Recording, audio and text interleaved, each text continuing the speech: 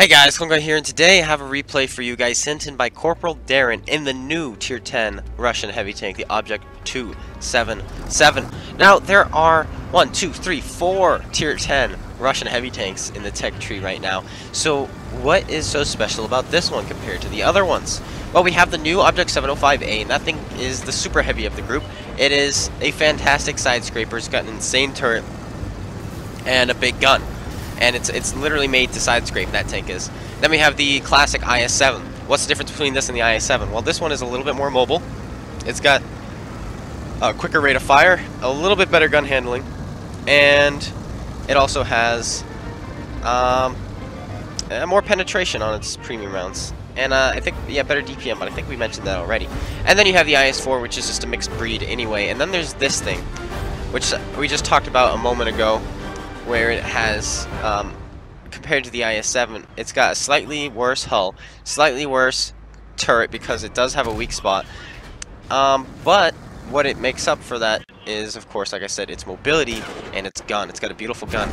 And its hull is kind of shaped like the lower plate of the E5 hull, the T110 E5. So it's very trolly. On paper, it doesn't look very good, and if you hit it flat, pretty much anywhere, upper plate, lower plate, any kind of plate, you're going to go into this tank. Easy peasy, no problem. It's not very well armored, but it's very trolly because of the angling. So it will troll you sometimes. You will pen it with standard rounds from your tier 8, and then you'll load up some premium rounds from your tier 10, and you'll bounce off. It's just the way the hull is shaped. It's very, very trolly. Now, this thing is mostly comparable to, in my opinion, to WZ-111-5A, which is a fantastic vehicle as well. How does this thing do in comparison to the 5A? Well, the 5A, in my opinion, from looking at numbers and looking at it in Tank Inspector, the 5A has better upper plate armor.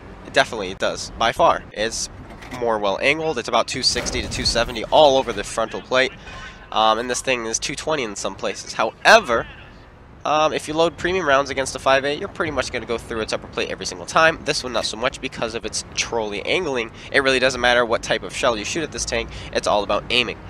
What else is special about this tank? Nice modeling wargaming with that compared to the 5A. Why would you play this over the 5A? Well, this thing's a little bit more mobile than the 5A. Yes, it is a slightly more mobile than the 5A.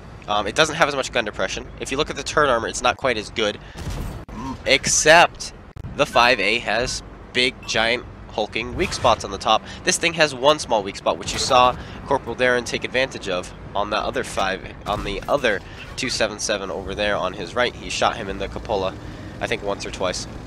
So yeah, I mean, and this thing is pretty much, my opinion, it feels more like, it is definitely a hybrid, in my opinion, between the 5A and the IS-7. It keeps that turret armor of the IS-7, but it does get one small cupola on top, like the, as you can see, they both go through each other, no problem. It keeps that little bit of a turret weak spot like the 5A does. It's got a more mobility, kind of like the 5A, and the better rate of fire and gun handling like the 5A. But unlike the 5A, it doesn't quite have the DPM or the gun depression. This thing is kind of, definitely, I would say, kind of a cross between the IS-7 and the 5A, in my own opinion. I really think it's kind of the bridge. And yeah. Now he's just dealing damage. He's just punishing people. He's up to 5,000 damage already. That's what you can do when you have 490 alpha damage, guys. You can just punish people. And this reload is really not that bad considering the alpha. It's fantastic. He's not dipped into his premium rounds yet because you have 265 millimeters of standard penetration, which is great when you compare it to the IS-7's 250. And the 5A, which is also, I believe, 250. Correct me if I'm wrong about that. So yeah, you've got 15 more millimeters of penetration. Your premium rounds are the 240 pen because they fire heat. His controller just connects there, according to him. But yeah, he's doing fantastic. Upper plate of the E75, he had his side, but the shell flew into his upper plate. Definitely could have gone through his side, but he did snap it off. Now he's going after this Conqueror. There's only 2 tanks left alive. We kind of were just able to talk about the vehicle because I'm sure a lot of you want to know about it. But this is fantastic gameplay in the background. He's just showing what it does. And it's so trolly. It really is. He comes around the corner. Conqueror had a clear penetration. Could have gone through, I think, but then he bounces off. And then he pens him there, straight through the front, kills his driver through the upper plate, because that's where the driver sits. And he gets penetrated by the by the Conqueror right there, as you can see, whereas a 5A might have bounced that. But like I said, that's just the nature of this tank. It's just a troll. It's going to troll you. It's going to troll the enemy. That's how I feel the armor, in my opinion, feels. I've not personally played it, but shooting it, it does definitely feels. It does. It feels like an E5 lower plate. It really does. That's what the hull tells me. But you still keep that turret armor of the IS-7, and yeah, it's a very mobile, heavy tank, as you can see. It feels like a T10. I think they did a great job. I think it was a good idea moving the T10 to this line, because this is literally what a tier 10 T10 would feel like. So if you like the playstyle of the T10, because the T10 hull, I would say this thing tier for tier is a better hull, just because of its trolliness. And boom, there's the gun handling, the better gun handling than the IS-7.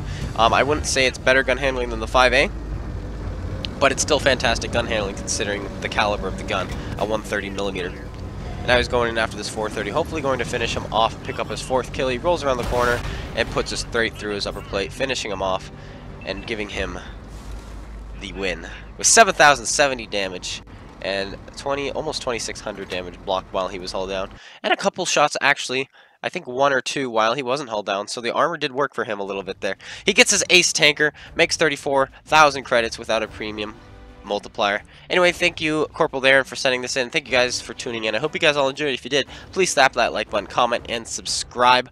If you have any replays you want to send me, send them to cloneguy72@gmail.com. Link in the description below. Also, go check out Space Bandit and GotADingy's YouTube accounts. Links to those are going to be in the description below. And let me know what you guys think about this tank. Do you think it's too good, or do you think it's nice and balanced? My personal opinion is I think it's balanced. I think right now all the really good players are going to be playing it, so it's going to feel overpowered, but I don't think it's overpowered. I personally, when the 5A came out, I still like my IS-7 a little bit more than the 5A, even though the 5A was supposed to be better according to the community.